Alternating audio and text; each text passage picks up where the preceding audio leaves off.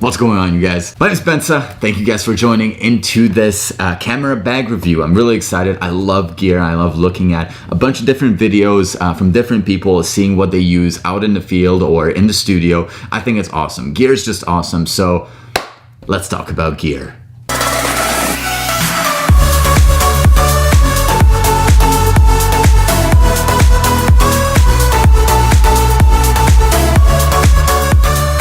Go through my bag over here, and then I will try to find every single Amazon link that I can link in the description below, so you can actually go and purchase it if that's something that you're needing, something that you're wanting to get, but you just didn't know where to get it.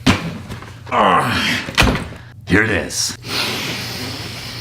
I use myself the Lowepro ProTactic 450. This is the Mark 1 edition of this backpack. They just recently released a Mark 2. They retweaked some sizes, but this is one I got because it was on sale. As we're opening the bag zipper on the back side. So these are the strap, and then you open it. And here it is, all the contents. My camera is not here because I'm currently filming on it. What I shoot on is the new Canon EOS R, and I shoot with currently a 16-35 lens. When I compile all this gear, I will show it to you on the pictures. They're quite pricey, but I think they're worth it, and I will go through why. Also, on the top of the camera, there is a Rode VideoMic Pro. That's what I'm using to record audio. It's a shotgun mic. It's incredible. To start off, here is usually where the camera lies with the 16-35 lens, and I usually carry two other lenses with me. These two are, actually this one is a very cheap one. It's the 75-300. It's a variable aperture, which means as I zoom in to my subject, the aperture actually gets smaller, so it gets a little bit darker. But I like this image because if I go out to shoot some landscapes and I want to get that really compressed image, this is a perfect choice for it. And I think it's only about like $130 Canadian, so it's very, very cheap, and you can mount it on crop frame as well as full frame cameras. So this is really cool. Next bucket, we have a newer card holder. This is really nifty. It has 4 SD card slots in it, and it has 2 CFast card slots in it. And if you look really close, if my camera would actually focus on it, you will see that you can actually put little mini SD cards underneath the CFast card. So this is a really nifty thing. It's really durable, and it just kind of slides in between my lens. Oh, my next lens is so heavy. This is probably one of my favorite all-around lenses. This is a Canon 28-70. I'm assuming it's the predecessor of the 24-70. It is a 2.8 lens all the way through, so you get the exact same aperture in the beginning at 28 and at the end at 70 millimeters. It's amazing for weddings. It's amazing for real estate, some landscapes, some portraits. It's got it all. Because of that 2.8 aperture, it gets some nice bokeh in the back. So if you're doing some sort of family shoot, or you're doing a portrait session, engagement session maybe, it's amazing, especially throughout a wedding. When there's weddings, I usually go back and forth, side to side, and I want to kind of get really tight or really wide depending on the situation. So I think this is an awesome all-around lens. It's quite heavy. You can actually kind of get a workout out of it. All right. Workout for the month. Moving next into the next pockets. In the middle here, I usually have my Rode microphone, but just beside them, I have this nifty little thing, which I actually acquired through broadcasting school. They made us buy these little things, and this is called the Zoom H4n. I believe there's like an H4n Pro edition of this, in which the buttons are not as clicky, but this is an awesome little machine. It comes in this little case, and like I said, the H4n is kind of like an older model now, so you can probably get like a newer version around like a $250 mark. It's awesome. It's really worth the buy. It is a little bit pricey at $250, but when you actually realize how much use you're getting out of this little thing, $250 is almost like it's robbery. Zoom H4n, love this little guy. Highly recommend it. If you're doing any kinds of independent film work, this is the guy to get. The other one that I have is a, what is this brand?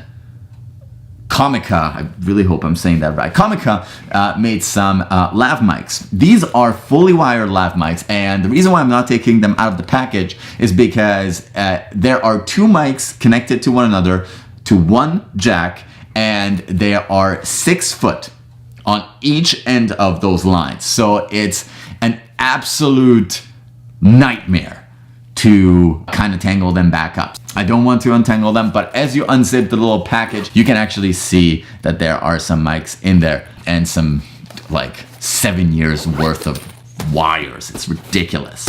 And as we're making our way down, I have a couple of straps with me. So this one is a high guy, kind of like shoulder strap. It's really neat because at the bottom of it, you can screw the camera on. And actually here, there is a safety mechanism that you can get on top of it. You basically unscrew this carabiner and then you can kind of clip that into here and then you can screw it back on. And once you're done, you can thread that through the side of that little camera loop that you have, and you can have the camera safely attached to your shoulders or your neck or whatever you choose to do with this. This is the guide to get. It comes at about like $20-something. It's ridiculously cheap, but it helps you out in the long run. I also have a pack of gum with me because every single time I meet a new client, I like to keep my best breath.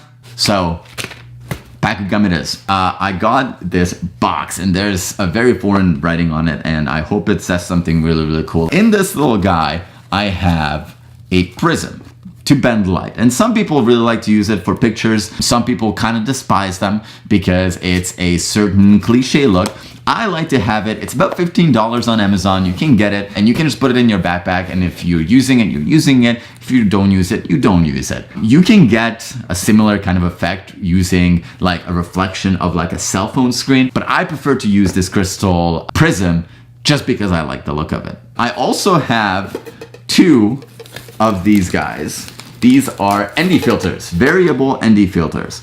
And if you don't know what these are quite handy to make your image darker. And the reason why I carry them, it's more of a video thing rather than a photography thing, but it's really handy because as you have them in this nice little case, you can just unscrew the top and it comes in like a very nice and padded little pocket. And as you open them, basically as you have it, you can change how much light it lets through. It's ridiculously cool. The reason why you need that is because when you're doing video and you need to kind of adjust the exposure of your video, you cannot change the shutter speed like you can in photography. You need one of these bad guys. Alrighty, so that's in the main contents.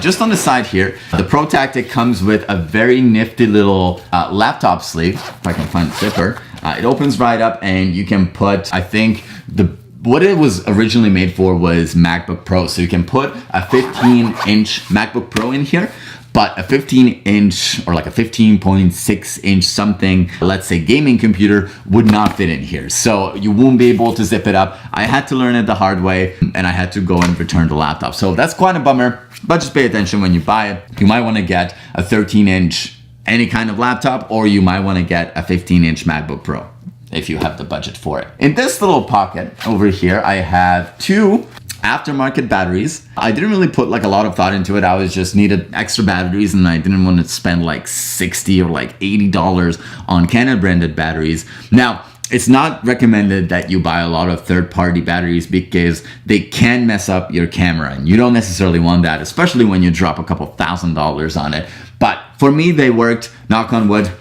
They worked for me and yeah, hopefully they will work in the future as well. I have two of them in here and they kind of live in here for longer shoots. Usually my batteries kind of last me a day. And that's something I really like about the Canon batteries is that they last me a very, very long time. Even if I shoot video and photo or just video, they are really long lasting batteries and I really like them. In the other pocket over here, I have a quick release plate, which I usually attach to my Steadicam stabilizer to say glide cam copy out. It's something. I will make a video about it. I will show it to you, but this is my direct bag. I usually have this quick release plate with me because I attach this to the bottom of my camera and I can just kind of clip in and clip out into any kind of tripod or monopod or stabilizer or whatever I have. It's really handy. And I don't know if you can see it, but I have just a bunch of earplugs. I just didn't think that would be worth mentioning.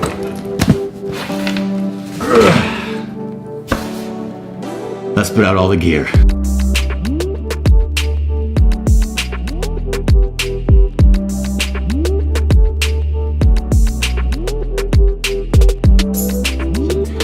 now making a bunch of these videos, going through a bunch of my gear and kind of showing you how I use it, what's good to buy, what's not really good to buy, what I wasted money on, what I think I could have saved money on. So if you want to be a part of that, if you want to kind of come on this journey in 2019, then I encourage you to hit that subscribe button, hit the like button, hit the share button if you're wanting to kind of help a brother out. That would be awesome. And I'm going to be making regular videos. Thank you guys for watching.